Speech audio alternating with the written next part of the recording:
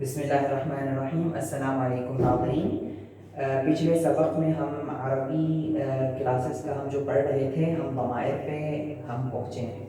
تو ضمیر متصل اور ضمیر منفصل کے متعلق ہم نے پڑھا، اور ابھی جو ہے ہم پڑھ رہے ہیں ضمائر منفصلہ، وہ ضمیر جو سیپریٹ ہوتے ہیں، اور ان میں ہم نے متکلم اور اس کے متعلق پڑھا ہے، متکلم کے متعلق اور سیکنڈ پرسن مخاطب کے متعلق۔ آج ہم جو کر رہے ہیں وہ ضمیر غائب ہے۔ غائب میں ہم نے مفرد کے متعلق اور مثنیٰ کے متعلق پڑھ لیا، مذکر اور مؤنث۔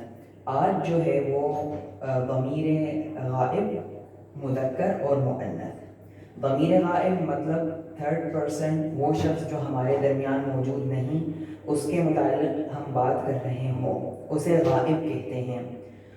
اور جمع کے حوالے سے اگر تین یا تین سے زیادہ جو اشخاص ہوں ان کو جمع کہا جاتا ہے، اور عربی میں اگر وہ خواتین ہوں تو ان کے لیے الگ صیغہ، الگ لفظ استعمال ہوگا، الگ ضمیر استعمال ہوگی۔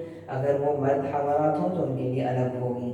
مذکر مطلب میسکلن کے لیے ہم، ہا میم ہم، اور مؤنث مطلب فیمینن کے لیے ہننا، ہا، یہ جیسے آپ دیکھ رہے ہیں نون اس پہ تشدید۔ ہم مطلب they are for male, masculine مذکر کے لیے، وہ مذکر کے لیے، اور ہننا مؤنث کے لیے۔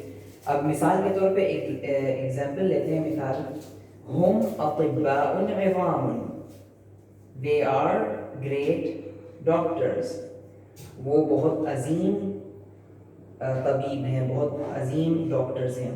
ہم مہندسون بارعون، they are expert engineers، وہ ایک بہت اپنے فن میں ماہر، اپنے بڑے قابلیت والے انجینئر ہیں۔ یہ مذکر کے لیے ہو گیا۔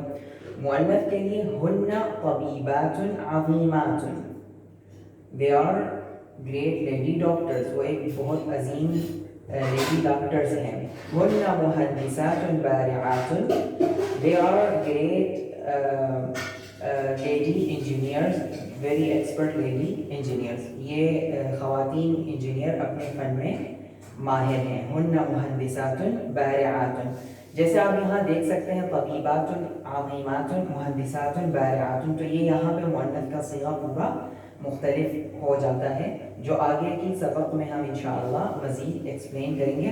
اگر آپ کو یہ ویڈیو انفارمیٹیو لگی تو آپ براہ کرم اسے لائک شیئر ضرور کیجیے، سبسکرائب کر کے بیل آئیکن ضرور پریس کیجیے، اور زیادہ سے زیادہ لوگوں کو انفارم کیجیے۔ اور کوئی بھی سوالات ہو عربی زبان سے ریلیٹڈ تو آپ کمنٹ سیکشن میں ہم سے سوال کر سکتے ہیں۔ شکریہ، اپنا خیال رکھیے گا۔